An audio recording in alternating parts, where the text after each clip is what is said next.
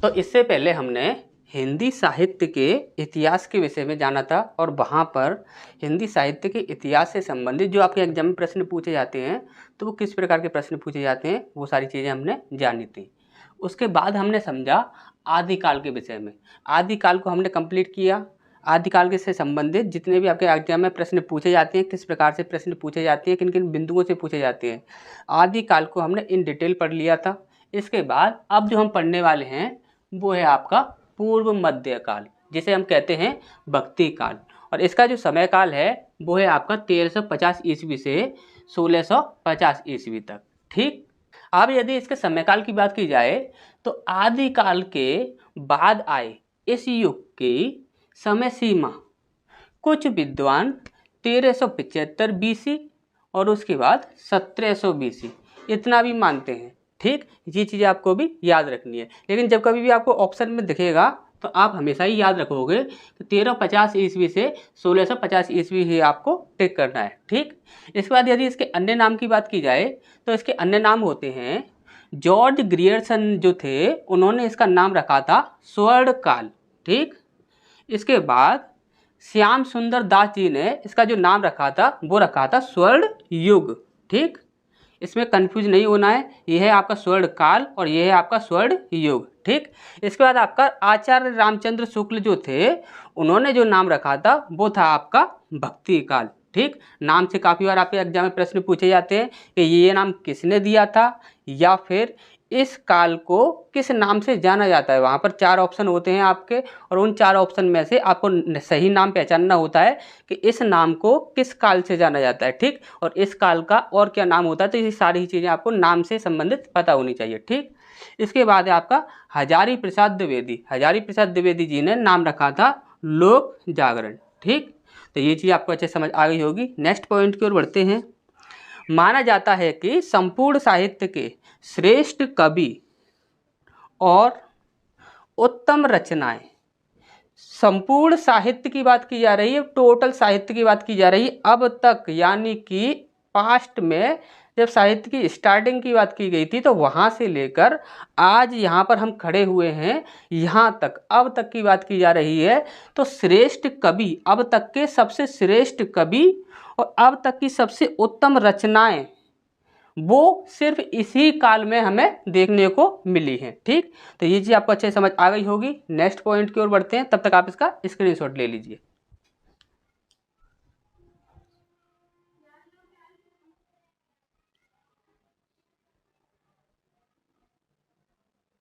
इसके बाद हमारा नेक्स्ट पॉइंट है, ये काफ़ी इंपॉर्टेंट पॉइंट है आपका, इसे आप अच्छे से याद रखेंगे और अच्छे से इसको समझेंगे। जैसे कि यहाँ पर लिखा है, अलवारों के बाद दक्षिण में आचार्यों की एक परंपरा चली।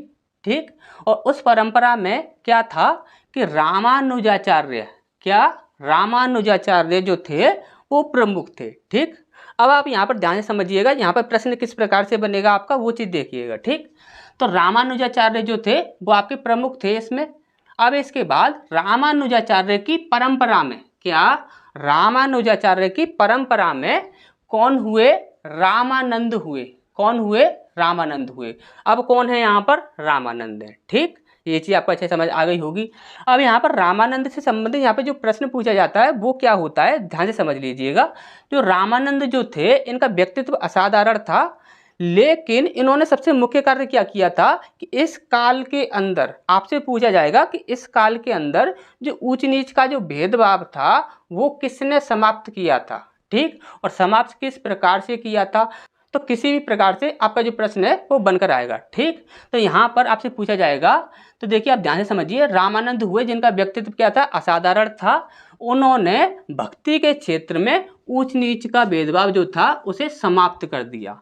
ठीक, और उन्होंने क्या किया कि सभी जातियों के अधिकारियों को अपना शिष्य बनाया। ठीक, सभी जाति के अधिकारियों को अपना उन्होंने क्या किया, शिष्य बना लिया। उन्होंने साफ बोल दिया कि मुझे किसी के भी जाति या धर्म से मतलब नहीं है, मैं हूँ एक गुरु और मुझे सिर्फ क्या करना है कि शिक्षा देनी है और मैं शिक्षा दूंगा और मुझे किसी के भी जाति या धर्म से कोई मतलब नहीं है, जो भी किसी भी जाति या किसी भी धर्म से होगा मैं उसे शिक्षा दूंगा। तो उन्होंने सभी जाति और सभी धर्म के लोगों को क्या किया, शिक्षित किया, उन्हें अपना शिष्य बनाया। ठीक, और इसी के चलते हुए एक सूत्र का निर्माण हुआ, एक सूत्र की उत्पत्ति हुई, और वह सूत्र क्या है, ध्यान से समझिए, ये आपका वह सूत्र है। ठीक, तो सूत्र क्या है, जाति पाति पूछे नहीं कोई, हरि को भाजे सो हरि का होई।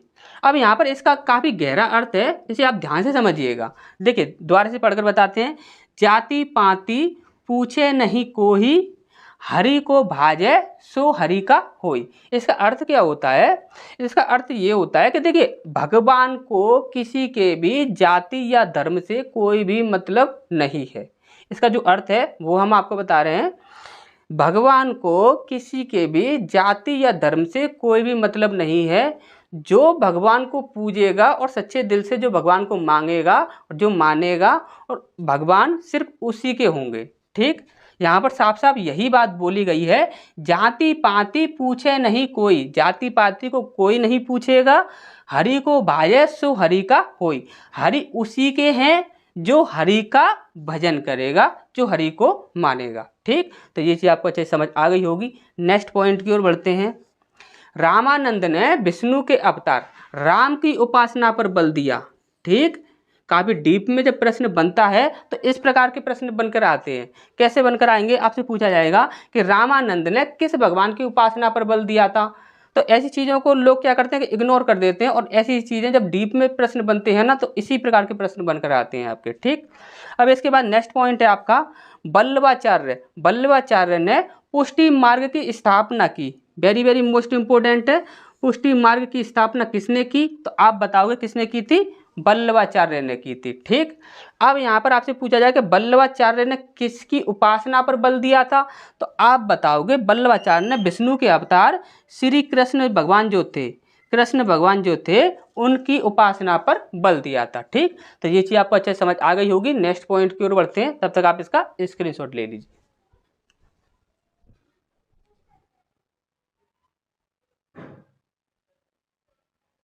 तो इसका नेक्स्ट पॉइंट है हमारा भक्ति काल के कवि। देखिए डायरेक्टली आपसे क्वेश्चन पूछा जाता है, आपको 4 ऑप्शन दिए जाएंगे। या तो आपसे पूछा जाएगा कि यह जो कवि है वो किस काल से संबंधित है, या फिर आपसे डायरेक्टली क्वेश्चन पूछा जाएगा कि इस काल से संबंधित जो कवि है वो कौन सा है, और आपको 4 ऑप्शन में से डिसाइड करना होगा। ठीक, तो आपको पता होना चाहिए कि इस काल के कवि कौन से हैं और इस काल के कवि कौन से हैं। तो हर काल के कवि जो होंगे वो आपको पता होना चाहिए। जैसे कि भक्ति काल के जो कवि हैं वो हैं आपके, जैसे कि सूरदास, रविदास, ध्रुवदास, व्यास जी, रसखान, स्वामी हरिदास, मीराबाई, हित हरिवंश, इसके बाद गोविंद स्वामी, छीत स्वामी, चतुर्भुज दास, कुंभन दास, इसके बाद परमानंद, इसके बाद कृष्णदास, श्री भट्ट, सूरदास, मदन मोहन, नंददास, चैतन्य। तो ये सारे आपके कवि हैं। ठीक, और भी आपके कवि हैं लेकिन इंपॉर्टेंट आपके यही हैं। ठीक, इसके बाद आपका नेक्स्ट पॉइंट है, भक्ति युग में प्रमुख 4 काव्य धाराएं पाई जाती हैं। यदि आपसे डायरेक्टली क्वेश्चन पूछा जाता है कि भक्ति युग में कितनी काव्य धाराएं पाई जाती हैं, तो आप बताओगे 4 काव्य धाराएं पाई जाती हैं। ठीक, और वो 4 काव्य धाराएं जो हैं वो क्या क्या हैं उन्हें देखते हैं। सबसे पहला देखेंगे आप सगुण भक्ति। तो सगुण भक्ति जो है इसमें आपके 2 काव्य धाराएं पाई जाती हैं। ठीक, तो सगुण भक्ति के बारे में समझते हैं। तो सगुण भक्ति क्या है, तो देखिए सगुण काव्य धारा के कवि ईश्वर के सगुण यानी कि साकार रूप की आराधना करते थे। यदि आपको ये समझ ना आ रहा हो, सगुण यानी कि साकार, तो साकार क्या होता है, तो देखिए साकार का अर्थ होता है, देखिए ये 2 प्रकार के होते हैं, एक होता है साकार और एक होता है निराकार। ठीक, तो साकार वह होता है जिसका एक आकार हो। ठीक, और निराकार क्या होगा, जिसका कोई आकार ना हो। साकार जैसे कि हम यानी कि एग्जाम्पल के तौर पर समझें, यदि आपके सामने यदि एक मूर्ति रख दी जाए और आपसे बोला जाए कि यदि एक व्यक्ति है ये एक मूर्ति की पूजा कर रहा है, ठीक। यदि वह एक मूर्ति की पूजा कर रहा है तो वह किस रूप की पूजा कर रहा है, तो वह साकार रूप की पूजा कर रहा है। क्यों? क्योंकि आपको पता है कि मूर्ति जो है मूर्ति का एक आकार है। ठीक। अभी आपसे बोला जाए कि एक व्यक्ति है जो कि भगवान को तो मानता है, भगवान की तो पूजा करता है, लेकिन किसी भी मूर्ति या किसी भी मंदिर वगैरह में पूजा करने नहीं जाता है, यानी कि वह मूर्ति या मंदिर को नहीं मानता है।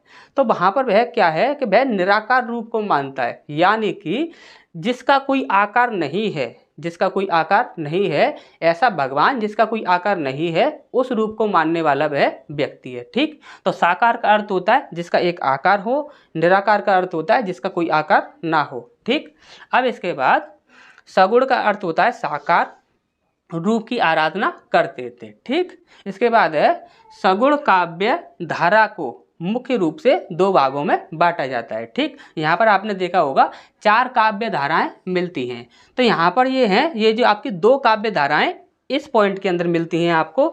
तो सबसे पहला है आपका रामश्रयी शाखा। ठीक। तो रामश्रयी शाखा क्या होता है, इसे हम बोलते हैं राम भक्ति काव्य धारा, इसे हम इन डिटेल में पढ़ेंगे। ठीक। इसके बाद है आपका कृष्णश्रेयी शाखा, तो कृष्णश्रेयी शाखा को बोलते हैं हम कृष्ण भक्ति काव्य धारा। ठीक। इसको भी हम इन डिटेल पढ़ेंगे। ठीक। इसमें ये जो 4 धाराएं हैं, जो 4 काव्य धाराएं हैं, ये आपकी इंपॉर्टेंट है और इनको भी हमें इन डिटेल में पढ़ना है, हमें इन चारों को। ठीक। तो तब तक आप इसका स्क्रीनशॉट ले लीजिए, फिर हम आगे बढ़ते हैं।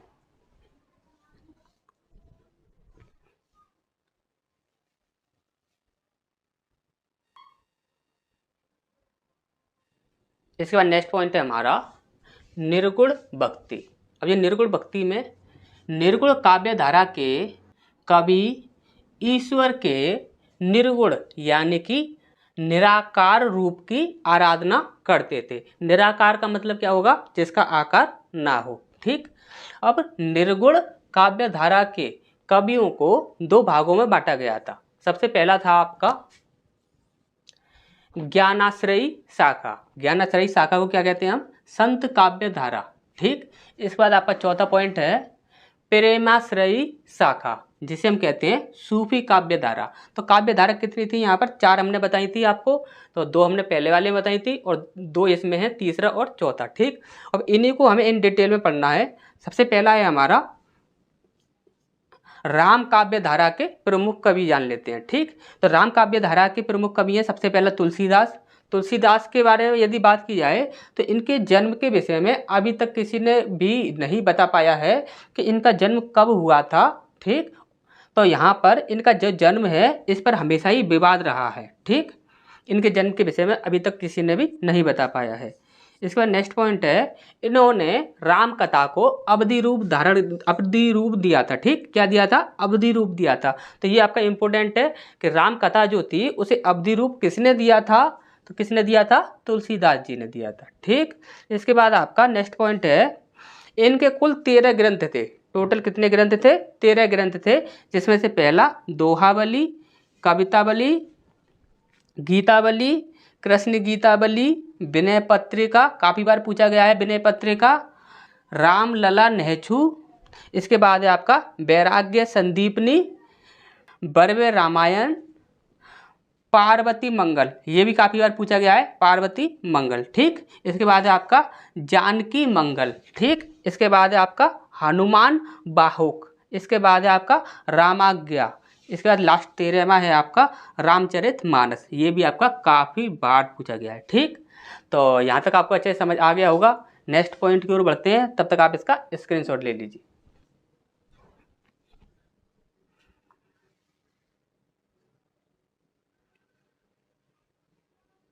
तो इसका नेक्स्ट पॉइंट है हमारा नावादास। नावादास के विषय में पढ़ना है। तो देखिए नावादास के विषय में सिर्फ हमें इतना ही जानना है कि इनकी जो रचनाएं हैं वो क्या हैं। तो इनकी कुल 3 रचनाएं उपलब्ध हैं। सबसे पहला है आपका रामाष्टयाम। ठीक। दूसरा है आपका भक्ति माला। इसके बाद तीसरा है आपका रामचरित संग्रह। ठीक। अब इसके बाद स्वामी अग्रदास के बारे में समझते हैं। तो स्वामी अग्रदास के विषय में, स्वामी अग्रदास के गुरु, याद रखिएगा ये इंपॉर्टेंट है आपका, स्वामी अग्रदास के जो गुरु थे वो कौन थे, कृष्णदास पैहरी। ठीक। कौन थे? कृष्णदास पहरे। अब इनके बाद जो रामानंद की परंपरा के थे, जो कृष्णदास पहरी जो थे वो किसकी परंपरा के थे? वो रामानंद की परंपरा के थे, और रामानंद के विषय में हमने आपको पहले भी बताया। ठीक, इसके बाद है आपका नेक्स्ट पॉइंट, इनकी प्रमुख 4 कृतियां हैं। तो सबसे पहला है आपका हितोपदेश, उपखना, बावनी। ठीक, हितोपदेश, उपखना, बावनी। इसके बाद दूसरा है आपका ध्यान मंजरी। ठीक, इसके बाद आपका तीसरा है राम ध्यान मंजरी। इसके बाद चौथा है आपका राम अष्टयाम। ठीक, तो ये 4 कृतियां हैं इनकी। इसका नेक्स्ट है हमारा, यहाँ पर ये पॉइंट का कंप्लीट होता है हमारा। इसके बाद नेक्स्ट पॉइंट है हमारा कृष्ण काव्य धारा के प्रमुख कवि। ठीक, तो कृष्ण काव्य धारा के प्रमुख कवियों में सबसे पहला है आपका सूरदास। ठीक, तो सूरदास जी के विषय में यदि बात की जाए तो आपको यदि किसी को पता हो तो ठीक, यदि किसी को नहीं पता हो तो आप हमेशा याद रखिए कि सूरदास जी जो थे वो नेत्रहीन थे। ठीक, उनकी जो आंखें थी वो खराब थी। ठीक, इसके बाद नेक्स्ट पॉइंट है आपका सूरदास कृष्ण भक्ति शाखा के प्रतिनिधि कवि थे। ठीक, वो किस शाखा के थे? कृष्ण भक्ति शाखा। ठीक, वह कृष्ण की भक्ति पर बल देते थे। ठीक, इसके बाद नेक्स्ट पॉइंट है आपका इनका जन्म 1478 ईस्वी में हुआ था और इनकी जो मृत्यु थी वो 1573 ईस्वी में हुई थी। ठीक, तो यहाँ तक आपको अच्छे समझ आ गया होगा। नेक्स्ट पॉइंट की ओर बढ़ते हैं, तब तक आप इसका स्क्रीनशॉट ले लीजिए।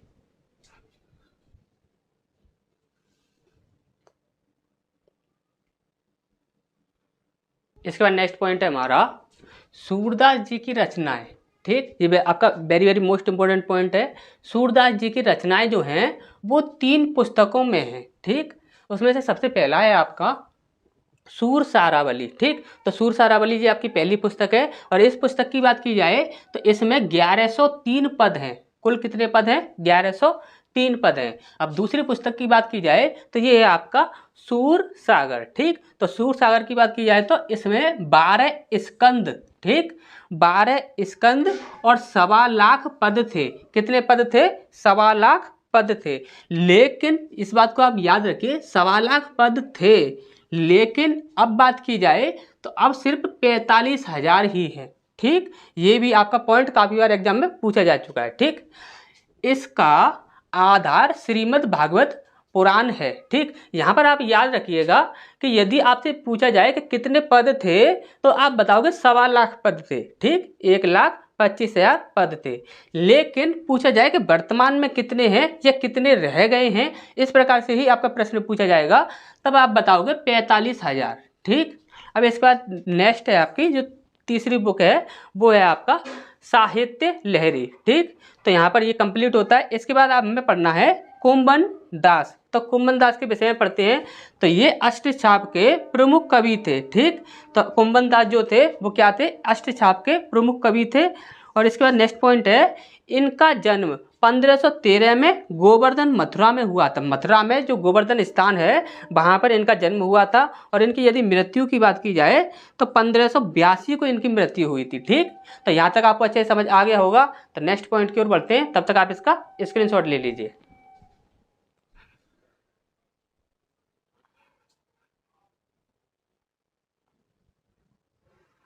इसके बाद नेक्स्ट है हमारा नंद दास। तो नंद दास के विषय में हमें समझना है।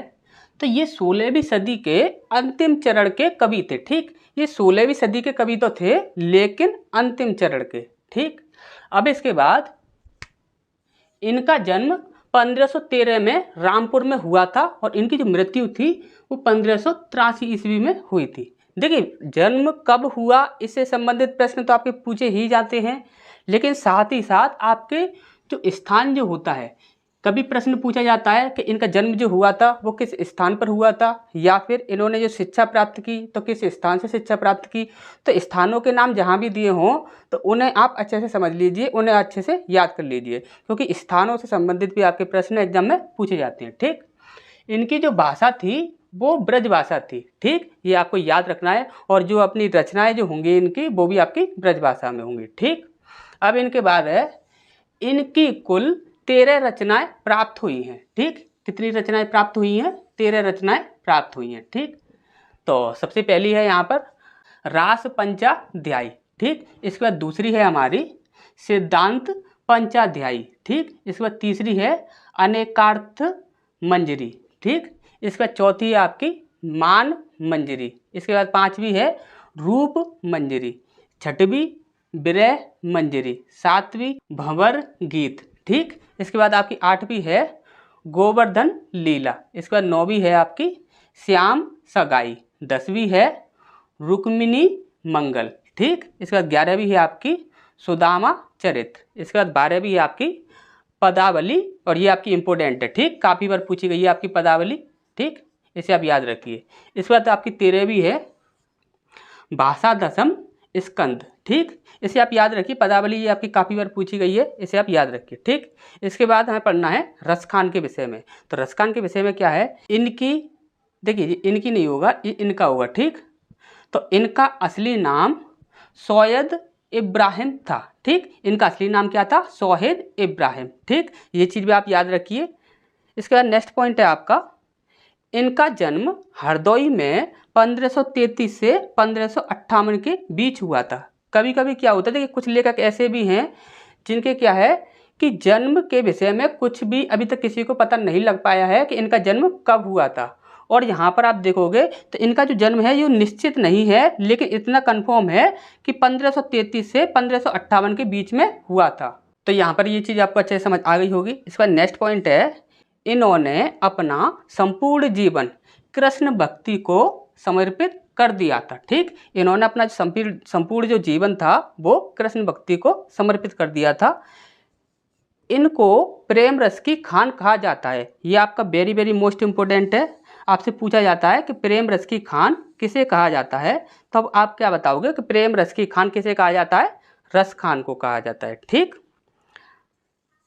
इनकी दो प्रमुख रचनाएं हैं, सबसे पहली सुजान रस खान, दूसरी है प्रेम वाटिका, ठीक। ये चीज़ आपको याद रखनी है, ठीक। और ये जो आपकी प्रेम वाटिका है ये आपकी पूछी जा चुकी है, तो इसे आप याद रखिए, ठीक।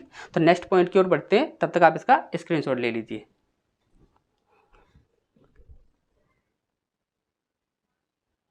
इसके बाद नेक्स्ट पॉइंट है हमारा, देखिए यदि कृष्ण काव्य धारा की बात की जा रही है और वहाँ पर यदि आपने मीराबाई के विषय में नहीं पढ़ा तो आपने कुछ भी नहीं पढ़ा, क्योंकि कृष्ण काव्य धारा में सबसे ज़्यादा जो इम्पोर्टेंट है वो है मीराबाई, ठीक। तो इसके बारे में समझते हैं। तो देखिए मीराबाई एक लोक नायिका हैं, ये बात आपको हमेशा याद रखिए। आपको डायरेक्ट पूछा जाएगा कि ऐसी कौन सी लेखिका हैं या कवित्री हैं जो कि लोक नायिका हैं, तो आपको बताना है कि मीराबाई। अब इन्हें लोक नायिका क्यों कहते हैं इसके विषय में अभी जानते हैं। जैसे कि सबसे पहला हमारा पॉइंट है, इनका जन्म 1498 ईस्वी में हुआ था और इनकी मृत्यु की बात की जाए तो इनकी मृत्यु 1547 ईस्वी में हुई थी, ठीक। इसके बाद आपका नेक्स्ट पॉइंट है, इन्होंने मध्यकाल में समाज व पारिवारिक बेड़ियों को तोड़ा, ठीक, और कृष्ण प्रेम का प्रदर्शन किया। इन्होंने कृष्ण जो थे, कृष्ण से क्या किया था, प्रेम किया था, और कृष्ण को अपना पति भी स्वीकार कर लिया था। बिना उनसे शादी किए ही उनने अपना पति स्वीकार कर लिया था। इनके विषय में वैसे आप लोग अच्छे से जानते ही होंगे, ठीक। तो कृष्ण की जो सबसे बड़ी अब तक की भक्त कहलाती हैं वो आपकी यही हैं, ठीक। अब यहाँ पर यदि इनके बारे में नेक्स्ट पॉइंट की बात की जाए तो यह कृष्ण को अपना पति मानकर उनकी भक्ति में लीन हो गई, ठीक। इन्होंने कृष्ण को अपना पति स्वीकार कर लिया था और उनकी हमेशा ही भक्ति की थी, ठीक। उसके बाद नेक्स्ट पॉइंट है, उनके ससुराल पक्ष ने उनकी कृष्ण भक्ति को राजघराने के अनुकूल ना मानकर, देखिए उनके जो ससुराल वाले जो थे वो उनकी जो कृष्ण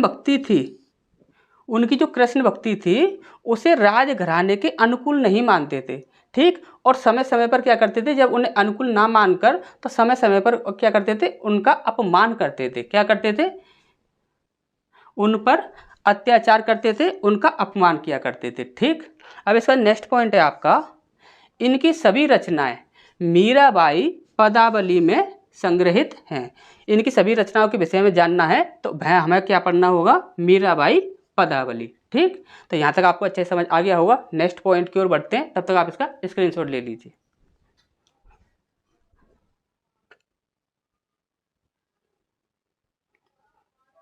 इसके बाद नेक्स्ट पॉइंट हमें पढ़ना है संत काव्य धारा के प्रमुख कवि। ठीक, यदि संत काव्य धारा के प्रमुख कवियों की बात की जाए तो यहाँ पर सबसे ज़्यादा जो इम्पोर्टेंट हैं वो हैं आपके कबीरदास।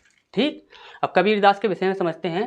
देखिए, कबीरदास संत परंपरा के प्रमुख और प्रतिनिधि कवि थे। ठीक, संत काव्य धारा के प्रमुख और प्रतिनिधि कवि थे।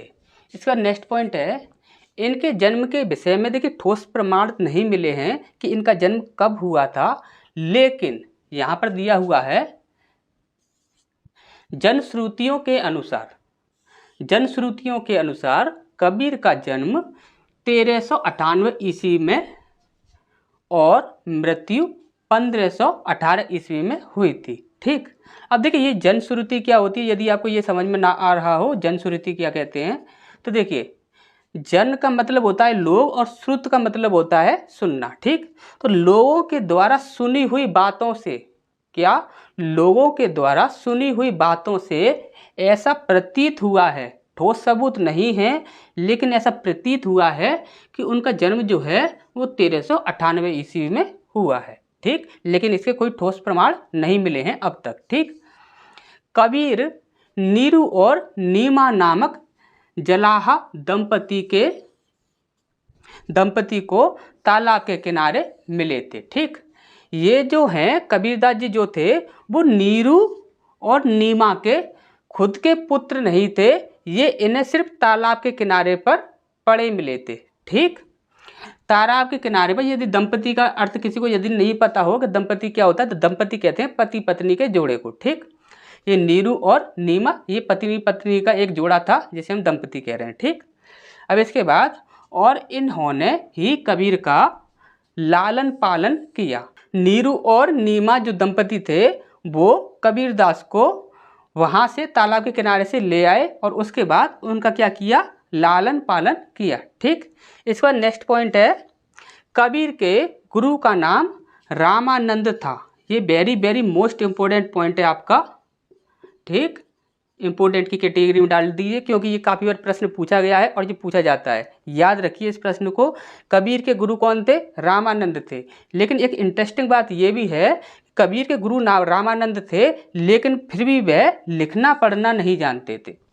कबीर जो थे वो लिखना पढ़ना नहीं जानते थे, लेकिन आप बोलोगे कबीर की जो रचनाएं हैं वो कहाँ से आई, तो आप हमेशा याद रखिए कबीर की जो रचनाएं थी वो उनके शिष्यों ने, देखिए कबीर ने जिन लोगों को अपना शिष्य बनाया उन लोगों को अपनी जो भी बातें थी वो बोली, उसके बाद जो उनकी बातें जो थी वो शिष्यों ने अपने दिमाग में रखी, उन्हें याद रखा। फिर उसके बाद कुछ समय के बाद उन्होंने क्या किया कि उसे एक पुस्तक का रूप दे दिया। ठीक, तो यहाँ पर आप हमेशा याद रखोगे कबीर जो थे उन्होंने अपनी जो रचनाएं थी स्वयं नहीं लिखी थी, अपनी जो रचनाएं थी स्वयं नहीं लिखी थी, उनकी जो रचनाएं थी वो उनके शिष्यों के द्वारा बाद में लिखवाई या फिर लिखी, ये नहीं कह सकते हम कि लिखवाई गई थी या फिर लिखी गई थी, तो उन्होंने ही या तो लिखवाई गई होंगी या फिर लिखी गई होंगी, फिर उसके बाद उन्होंने ही उसे एक पुस्तक का रूप दिया। ठीक, तो उनकी जो रचनाएं थी वो उनके शिष्यों की ही देन समझ लीजिए। ठीक, तो यहाँ तक आपको अच्छे समझ आ गया होगा। नेक्स्ट पॉइंट की ओर बढ़ते हैं, तब तक आप इसका स्क्रीनशॉट ले लीजिए।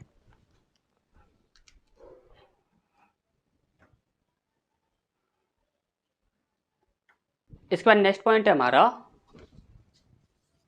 कबीर की रचनाएं बीजक नामक ग्रंथ में मिलती हैं। ये वेरी वेरी मोस्ट इंपॉर्टेंट है क्योंकि ये आपका पहले पूछा जा चुका है और काफ़ी बार पूछा भी जाता है कि कबीर की जो रचनाएं हैं वो कहाँ पर मिलेंगी, तो वहाँ कहाँ पर मिलेंगी, बीजक में मिलेंगे। ठीक, इसके बाद नेक्स्ट पॉइंट है इन्होंने सामाजिक धार्मिक अंधविश्वासों और सामाजिक बुराइयों का जीवन भर विरोध किया था। ठीक, अब इसके बाद नेक्स्ट हमें पढ़ना है रामानंद। ठीक, तो रामानंद जी की बात की जाए तो रामानंद जी के जीवन और मृत्यु के विषय में कोई भी ठोस प्रमाण अब तक नहीं मिल पाए हैं। ठीक, इसका नेक्स्ट पॉइंट है रामानंद जी लगभग 15वीं सदी के उत्तरार्ध के कवि थे। कब के, 15वीं सदी के। ठीक, इसका नेक्स्ट पॉइंट है इनकी शिक्षा दीक्षा काशी में हुई थी। याद रखिए डायरेक्ट पूछा जाएगा कि रामानंद जो थे उनकी शिक्षा कहाँ हुई थी, तो काशी में हुई थी। ठीक। इसका नेक्स्ट पॉइंट है ये रामानुजाचार्य परंपरा के शिष्य थे। ठीक, डायरेक्ट पूछा जाएगा और इसका आंसर आपको पता होना चाहिए। ठीक, इसका नेक्स्ट पॉइंट है देव महाराष्ट्र के भक्त के रूप में प्रसिद्ध हैं। ठीक, आपसे पूछा जाए कि महाराष्ट्र के भक्त जो हैं वो कौन कहलाते हैं, तो आप बताओगे नामदेव। ठीक, इसके बाद नामदेव की बात की जाए तो इनका जन्म सतारा जिले के नरसीबेनी गांव में सन 1267 ईस्वी में हुआ था। ठीक, इसका नेक्स्ट पॉइंट है इनके गुरु का नाम संत विसोबा खेबर, क्या संत विसोबा खेबर है। ठीक, गुरुओं के नाम भी काफ़ी पूछे जाते हैं। ठीक, इसका नेक्स्ट पॉइंट है आपका इनके भजन मराठी और हिंदी दोनों भाषाओं में मिलते हैं। ठीक, तो ये चीज़ आपको अच्छे समझ आ गई होगी। नेक्स्ट पॉइंट की ओर बढ़ते हैं, तब तक आप इसका स्क्रीनशॉट ले लीजिए।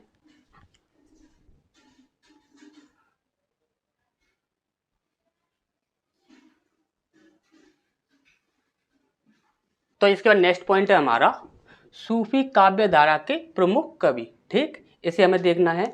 तो यहाँ पर सबसे पहला है हमारा मलिक मोहम्मद जायसी, काफ़ी ज़्यादा इंपॉर्टेंट है, इससे संबंधित आपके काफ़ी प्रश्न पूछे जाते हैं। ठीक, तो इनका जन्म रायबरेली जिले के जायस नामक स्थान पर 1492 को हुआ था। ठीक, इसका नेक्स्ट पॉइंट है आपका इनके बचपन का नाम मलिक शेख मुंसफी था।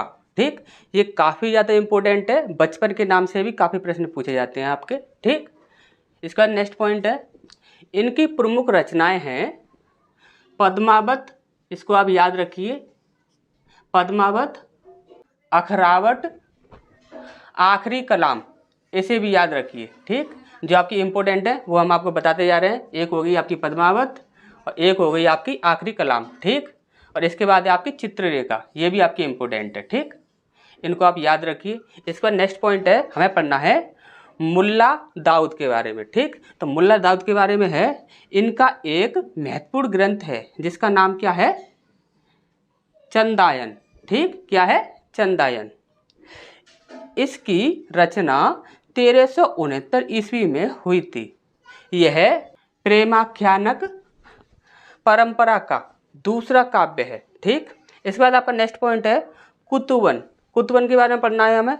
ये चिश्ती वंश के शेख बुरहान के शिष्य थे। किसके शिष्य थे? शेख बुरहान। ठीक, इसको आप याद रखिए। ठीक, शेख बुरहान के ये शिष्य थे। इसके बाद नेक्स्ट पॉइंट है आपका कुतुबन ने अपना ग्रंथ अवधी भाषा में 1503 ईस्वी में लिखा था। ठीक, जिसका नाम मृगवती है। ठीक, तो यहाँ तक आपको अच्छे समझ आ गया होगा। नेक्स्ट पॉइंट की ओर बढ़ते हैं, तब तक आप इसका स्क्रीनशॉट ले लीजिए।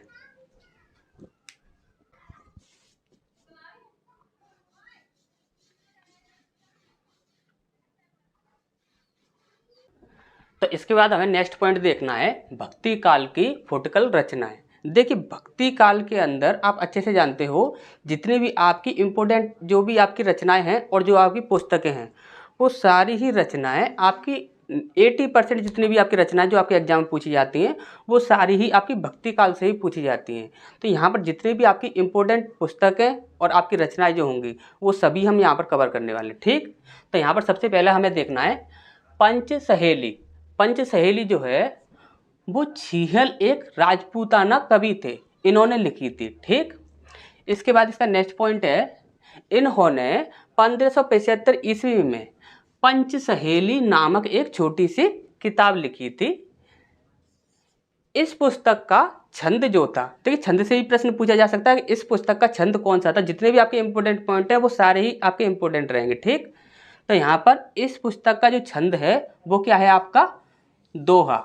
ठीक, इसका नेक्स्ट पॉइंट है आपका इस पुस्तक की राजस्थानी मिली भाषा थी। भाषा भी आपको याद रखनी है सारी पुस्तकों की। ठीक, और इस पुस्तक में 5 सखियों की विरह वेदना का वर्णन मिलता है। ठीक, इसके बाद आपका नेक्स्ट है हरिचरित और भगवत दशम स्कंद भाषा। ठीक, ये आपकी एक ही है भगवत दशम स्कंद भाषा, ये आपकी एक बुक है और ये दूसरी है आपकी हरिचरित। ठीक, इसका सबसे पहला पॉइंट है लालच दास रायबरेली के एक हलवाई थे।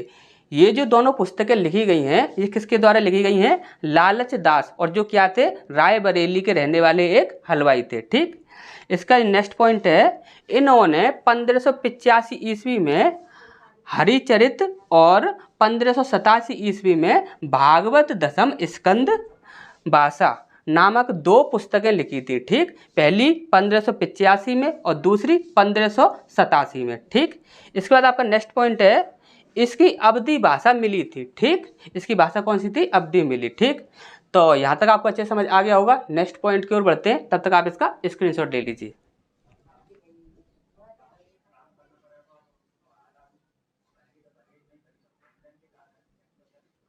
इसके बाद नेक्स्ट पॉइंट है हमारा, इनकी दोनों पुस्तकों के छंद जो थे वो क्या थे? दोहा और चौपाई। ठीक, इसका नेक्स्ट पॉइंट है, दशम स्कंद भाषा पुस्तक का उल्लेख हिंदुस्तानी के फारसी विद्वान, क्या नाम था उनका? गारसादा तासी। ये पॉइंट आपका काफी इंपॉर्टेंट है, याद रखिएगा। तो गारसादा तासी ने किया। ठीक, ये आपसे पूछा भी गया है पहले भी ये प्रश्न आपका। ठीक, तो और लिखा है कि उनका जो अनुवाद है वो किसमें है? फारसी भाषा में हुआ है। ठीक, इसके बाद आपका नेक्स्ट पॉइंट है, हित तरंगिनी। क्या?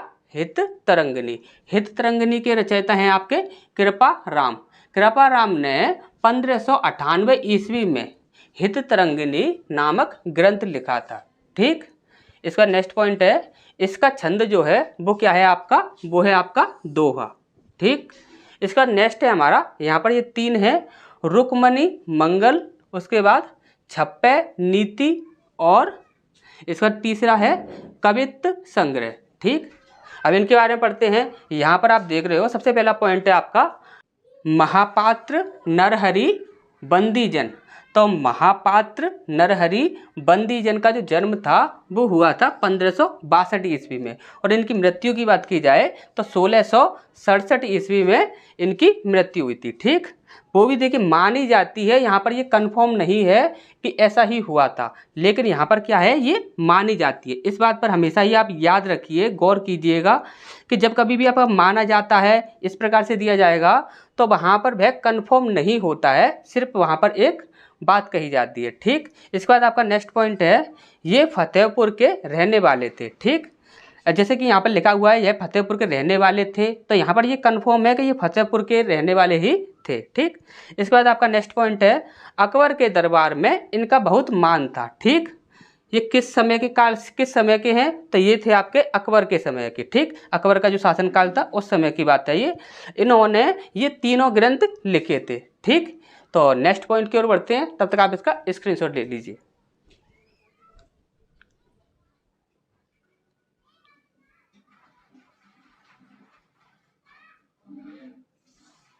इसके बाद नेक्स्ट पॉइंट है हमारा सुदामा चरित और ध्रुव चरित। ठीक, ये दोनों काफ़ी इंपॉर्टेंट हैं। देखिए सुदामा चरित्र तो आप टीवी सीरियल वगैरह में भी आप देखते रहते हो, और आपको शायद नहीं पता हो कि ये किसने दिया था, तो आप इसे ध्यान से समझ लीजिए। ठीक, नरोत्तम दास जो थे वो सीतापुर जिले के बाड़ी नामक कस्बे के रहने वाले थे। ठीक, नेक्स्ट पॉइंट है, इन्होंने ये दोनों ग्रंथ लिखे हैं, लेकिन सबसे प्रसिद्ध, याद रखिए कि सबसे प्रसिद्ध जो ग्रंथ था उनका वो रहा था आपका सुदामा चरित। और इसमें बताया क्या गया था? तो इसमें घर की दरिद्रता का बहुत ही सुंदर वर्णन किया गया था। इस कारण क्या था कि ये सुदामा चरित्र जो ग्रंथ था वह आपका सबसे ज़्यादा पॉपुलर रहा था इनका। ठीक, इसके बाद आपका नेक्स्ट पॉइंट है मादा बानल काम कंदला। ठीक, मादा बानल काम कंदला, ये जो आपके देखिए ये एक ही है। ठीक, ये दोनों अलग अलग नहीं है, ये एक ही है। ठीक, तो यहाँ पर आप देखोगे आलम जो थे वो अकबर के समय के एक मुसलमान कवि थे। ठीक, आलम जो थे वो अकबर के समय के एक मुसलमान कवि थे। नेक्स्ट पॉइंट है आपका मादा बानल काम कंदला एक प्रेम कहानी है। ठीक, ये कैसी कहानी है? ये एक प्रेम कहानी है। ठीक, इसके छंद कौन से हैं? एक है आपका दोहा और एक है आपका चौपाई, तो दोनों ही छंदों का यहाँ पर प्रयोग किया गया है। ठीक, तो यहाँ तक आपको अच्छे से समझ आ गया होगा। नेक्स्ट पॉइंट की ओर बढ़ते हैं, तब तक स्क्रीनशॉट ले लीजिए।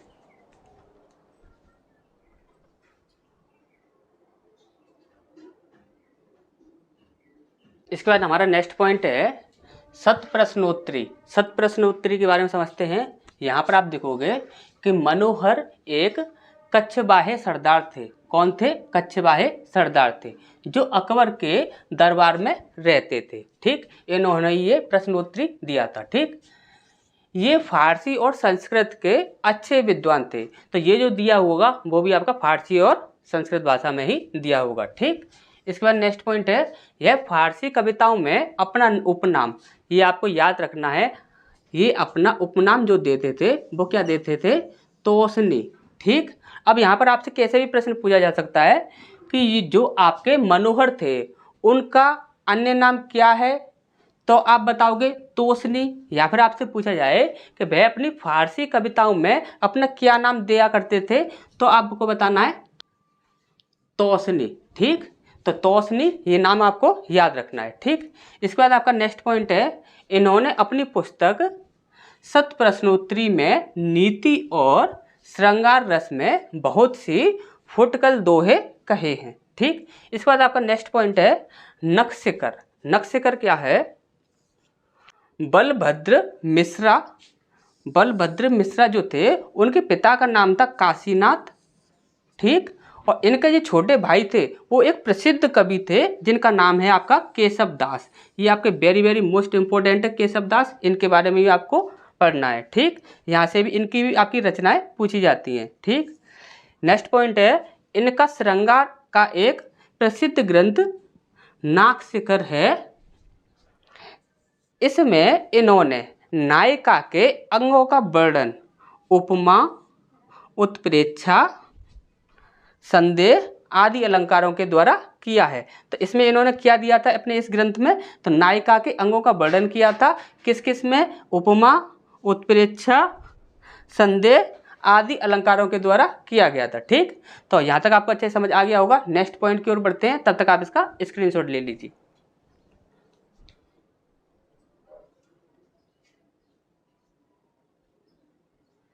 तो इसके बाद नेक्स्ट पॉइंट है हमारा भक्ति काल के अन्य कवि। यहाँ पर भी हमारे कुछ अन्य जो मुख्य कवि हैं वो भी हमें देखने हैं और उनसे संबंधित कुछ हमारे मोस्ट इंपोर्टेंट पॉइंट हैं उन्हें भी हमें देखना है। तो यहाँ पर सबसे पहला है हमारा महाराजा टोंडरमल। तो महाराजा टोंडरमल के बारे में क्या दिया हुआ है? इनकी कोई भी पुस्तक तो नहीं मिली है लेकिन कुछ फुटकल कवित्व इधर उधर मिल गए हैं। ठीक, इस पर नेक्स्ट पॉइंट है ये अकबर के नवरत्नों में से एक माने जाते थे। ठीक, अकबर के समय में प्रारंभ हुई भूमि पैमाइश। आपको एक ये पॉइंट भी याद रखना है कि भूमि की पैमाइश कब स्टार्ट हुई थी? तो अकबर के समय में स्टार्ट हुई थी। इसका आयोजन किसने किया था? तो इसका आयोजन जो किया गया था वो टोंडरमल के द्वारा ही किया गया था। ठीक, तो ये आपका एक इम्पोर्टेंट पॉइंट है। ठीक, इसके बाद आपका नेक्स्ट है बीरबल। बीरबल के बारे में आप अच्छे से ही जानते होंगे और बीरबल की चतुराई के बारे में, बीरबल की कहानियाँ भी आपने काफ़ी सारी देखी होंगी। इनके बारे में भी हमें कुछ अच्छे से पॉइंट जानने हैं, जैसे कि इन्हें अकबर के नवरत्नों में से एक माना जाता था। ये भारतीय इतिहास में अपनी चतुराई के लिए जाने जाते थे। आपको अच्छे से पता है कि ये कितने चतुर थे। अगर अकबर को कोई भी समस्या होती थी तो वहाँ पर यदि वो उसका समाधान नहीं कर पाते थे तो हमेशा ही वहाँ पर क्या किया जाता था कि बीरबल को पुकारा जाता था, क्योंकि बीरबल वहाँ पर सबसे ज़्यादा चतुर माने जाते थे।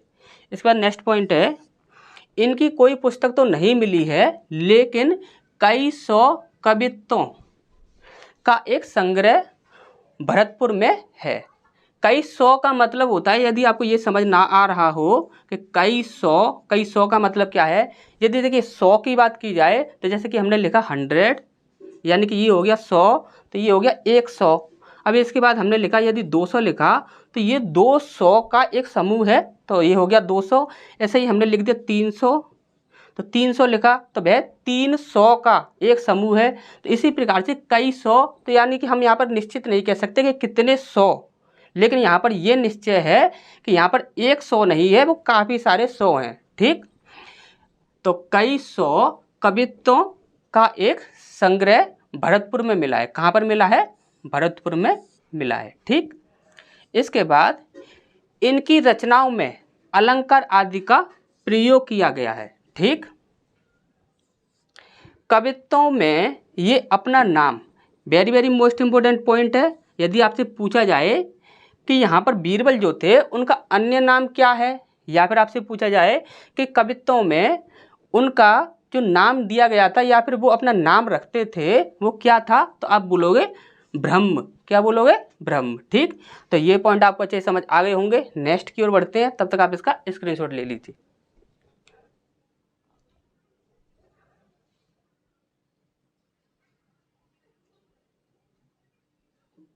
इसके बाद नेक्स्ट पॉइंट है, हमें पढ़ना है गंग के बारे में। तो गंग के विषय में, ये अपने समय के प्रधान कवि माने जाते थे। ठीक, ये अपने समय के प्रधान कवि माने जाते थे। इनकी कोई पुस्तक तो नहीं मिली है, लेकिन पुराने संग्रह ग्रंथों में इनकी बहुत सी कवित्त मिले हैं। क्या मिले हैं? बहुत से कवित्त मिले हैं। ये अकबर के दरबारी कवि थे और ब्रह्मभट्ट के नाम से प्रसिद्ध थे। ठीक, याद रखिए, यदि आपसे पूछा जाए कि गंग का दूसरा नाम क्या है या अन्य नाम क्या है, तो आप बताओगे ब्रह्मभट्ट। ठीक, इसके बाद नेक्स्ट पॉइंट है, ऐसा कहा जाता है कि किसी राजा या नवाब की आज्ञा से इन्हें हाथी के पांव से कुचलवा दिया गया था और उसी समय मरने से पहले इन्होंने एक दोहा कहा था। वो दोहा क्या है? कबहू ना भड़ग आ रन चढ़े, कबहू ना बाजी बम्ब, सकल सबाही प्रणाम करी, विदा होत कभी गंग। ठीक, तो ये जो आपका दोहा है ये कब कहा गया था? तो गंग ने मरने से पहले ही ये दोहा कहा था। ठीक, तो यहाँ तक आपको अच्छे से समझ आ गया होगा। नेक्स्ट पॉइंट की ओर बढ़ते हैं, तब तक आप इसका स्क्रीनशॉट ले लीजिए।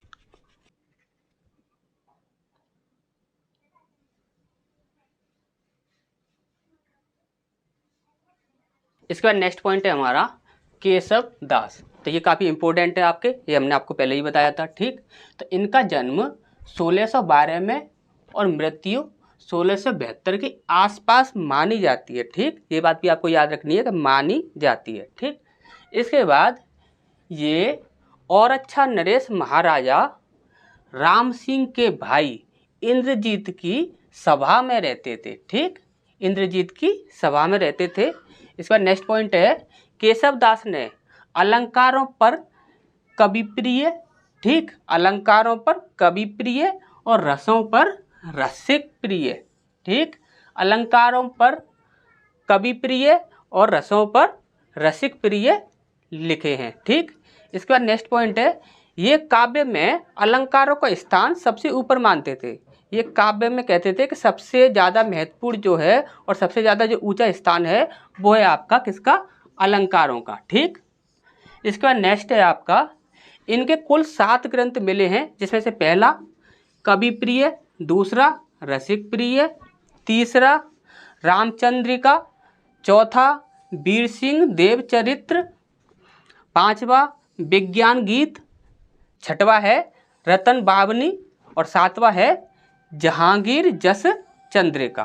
ठीक, इसका नेक्स्ट है आपका सैयद मुबारक अली। सैयद मुबारक अली के विषय में समझते हैं। इन्हें संस्कृत, फारसी, अरबी और हिंदी का अच्छा ज्ञान था। ठीक, इसके बाद ये केवल श्रृंगार की ही कविता करते थे। इनके संबंध में अभी और भी पॉइंट हैं, उन्हें भी देखते हैं, तब तक आप इसका स्क्रीनशॉट ले लीजिए।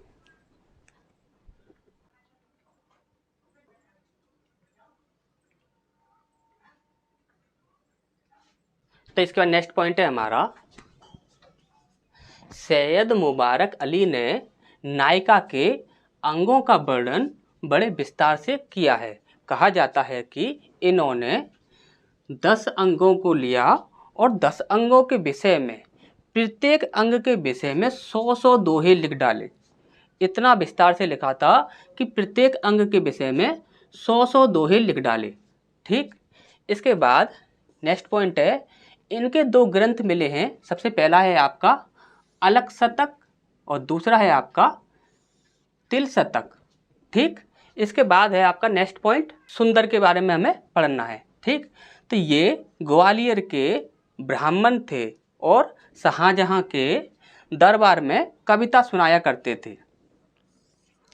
इनको बादशाह ने पहले कवि राय और बाद में महाकवि राय की उपाधि दे दी।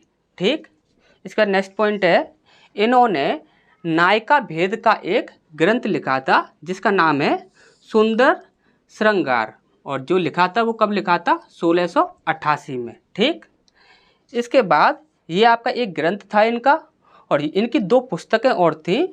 सबसे पहली आपकी 12 मास और दूसरी है आपकी सिंहासन बत्तीसा। ठीक, तो आशा करते हैं कि यहाँ तक आपको अच्छे से समझ आ गया होगा।